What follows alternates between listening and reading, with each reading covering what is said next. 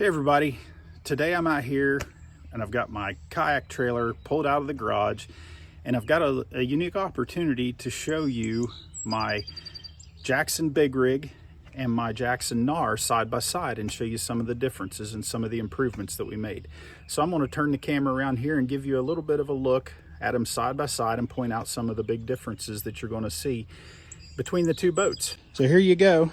This is the new Jackson Knarr, and right behind it is the Jackson Big Rig. Now that Jackson Big Rig was what I have traveled around the country in for the last 3 years. It's been a great platform. It's been a great boat for me to compete across the country, and it's really served me well, but I'm ready for the change. So I wanted to show you some of the big differences that you're going to see. First thing I'm going to do is get up on this ladder and kind of give you a overview, a unique perspective of them side by side. So there you go. So they're both big boats, don't get me wrong, but we changed the design. The hull is completely different on the two boats, and I'm going to show you. So I'll kind of read off some specs here. So let's start with the Big Rig FD-HD. It comes in at 13 feet 3 inches, 40 inches wide, and 145 pounds. The Knarr comes in at 13 feet 9 inches, which is 6 inches longer, but it's only 37 inches wide, so it's a little narrower, and it weighs 140 pounds. So the Knarr is a little longer, a little narrower, and just a little bit lighter actually than the Big Rig. But don't get that narrower. That 37-inch wide hull is way more spacious than the 40-inch wide hull of the Big Rig, and I'm going to show you why. So let me get down off of here, get my tape measure out, and show you where those differences come in. So if you look here, this is where your feet and really your workspace in the Big Rig, and it comes in just about 25.5 inches max, right there where you're doing all your work, your feet, your measuring and everything. The other issue that I've always had was, in order to add foot steering on this boat, I had to modify and make foot pegs, and I took them off of here, but I actually just had some homemade foot pegs that I was able to use. They were just stainless bolts that I could just barely grab my feet on to use to steer my Torpedo. If you go over here to the Knarr, big differences. So this is the space that you have in the Knarr, and if you look, you're looking at 32 inches wide, a little bit of, actually almost 32.5 inches wide in your space. But the difference is we did away with this trough that runs on the outside of the kayak. This was where you stored rods. That was something that was kind of nice, but I'll be honest with you, we wanted that space used differently in this new boat.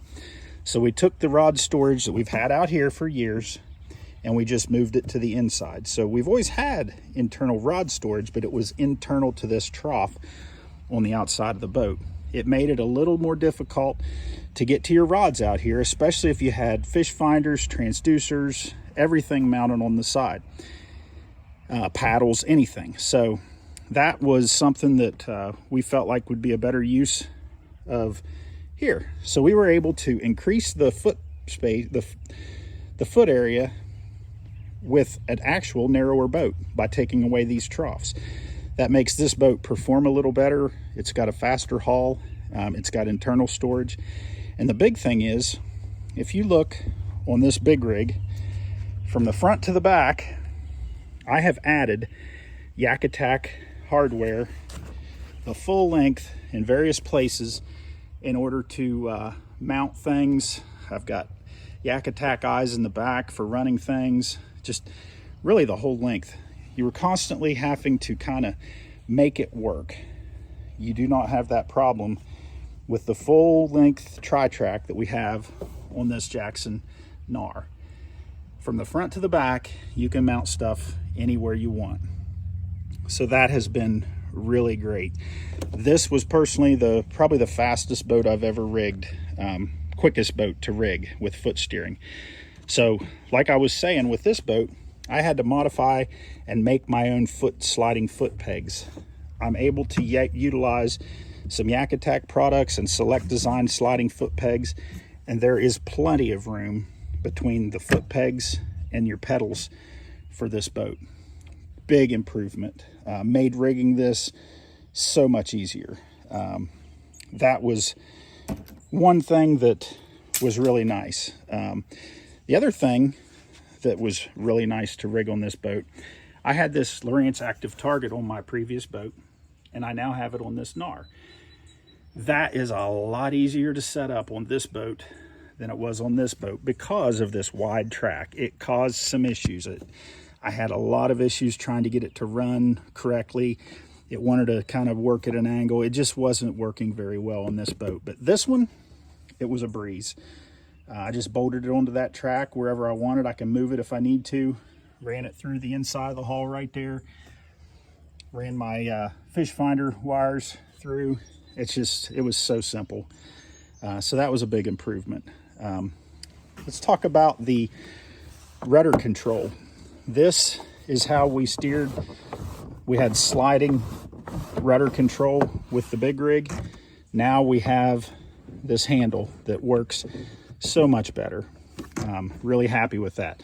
The turning radius is almost twice as small on this big rig as it was on the the Knarr. Turned so much better than the big rig by far. Massive improvement. Very much impressed with the turning radius on this boat with the new rudder system on the Knarr. So that's a big difference. Probably the biggest difference though, if you look at the pedal system, this was our original flex drive, and as you all know, we've had some issues with that. We've worked those issues, and we've ended up with what we have now, and it has become much more reliable. But we made some big improvements of design, change of design to this new Mark IV. As you can see, they look really nothing alike as far as the upper. The lower is very similar, but the upper is completely redesigned. This one it's belt driven. It has a sealed oil bath bearing system. This one, you had to put grease in it, and that was something that you had to keep up with or you were going to have issues. This one, maintenance free. The other thing, it has this piece of track on the top where you can mount something I like to store a rod here to where I can kind of keep it out of my way. There really wasn't anything to do that on the big rig, so I would just use that a piece of foam and do that. So that's how this drive is way faster, way smoother, and I think it's going to become really one of the top drives out there once people really get their hands on them and get to put them through the paces. So I'm really impressed with it so far. It's a lot faster.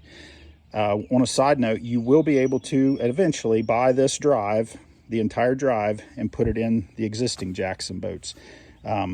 It'll bolt right up to the same platform, but the upper and the lower both have to be changed because this drive actually rotates the prop in a different direction than this one did.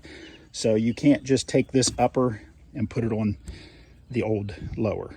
They have to be a matched set. So that's just a little something to remember. So lots more floor space, a lot more track, room for internal rod storage, ease of foot steering addition, and just a much faster drive. Another big improvement is look at the raised lip on this front hatch. It's got great drainage, and this is how I've got a piece of rope in here. But this is how I mounted my active target in the inside. I took a piece of cutting board and just kind of notched it out. I used the piece of foam that comes in it as a template and just kind of traced it out on that and cut it out and bolted it to that with one screw. So that's solid. nice and out of the way. It doesn't take up any of my space. And then I've got the Yak Power box with some really good Velcro right there. So that raised lip is going to keep the water out of this one. This one did not have nearly the raised lid, and we ended up, if you got a lot of rain, it would end up in the hull of this boat. You have to keep an eye on that. The seat's different. We have the high-low seat. That is, the seat sets a little bit higher on the new boat than the old one. And I use the kayak cushion on all my boats, so that gives me just a little bit more height that I really enjoy. But if you haven't tried a kayak cushion, I highly recommend it. They're really awesome. So that's the front. Let's go around to the back, if I can climb off this trailer without falling. If you notice, really the difference in the way these hulls are, this boat did not have nearly the sweep on the front nose, and a lot of times when you were going through big waves, it would take them over the nose. This boat is designed to cut through those waves and spray it to the sides. It's got a much sharper deflection of the waves, and it's going to make a big difference in how dry you stay when you get in that rough water. And it's got a significantly different hull. This boat was like getting in a flat bottom John boat. Super stable, but it did not maneuver nearly as well. The improved hull design gave it a little bit of rocker, and that gave it a lot more performance, and it also kept the stability. It just has more secondary stability as opposed to the primary stability that the big rig had. Still an amazingly stable boat. So what else? Oh, back here. If you look in the back, this is the 13x16 Black Pack Pro. Plenty of room for it in the back. It just barely fit in the tank well behind the big rig. And you can actually fit, and I should be getting a 16x16 Black Pack Pro any day, and I can show you how that works. Plenty of room behind the seat. I'm 6 foot tall, and this is where the seat needs to be for me. So there's plenty of room for as tall as you are to move this seat back. But with it setting where it is for me, I'm able to put 2 torpedo batteries right behind the seat, and that works really well. The back hatch, a big improvement. This one, there's room for a 120 amp hour Dakota lithium battery to fit down in here. Was not enough room to really use the back hatch on the big rig for a whole lot of anything. You could store a few things back there, but it was limited space. So here's the difference in the rudder. This was steered with some fiberglass rods, and this one is with cord, and it's a lot more easy to steer. Let's just put it that way. So I'm really happy with the steering, really happy with the storage. Really, I'm really happy with everything on this new boat.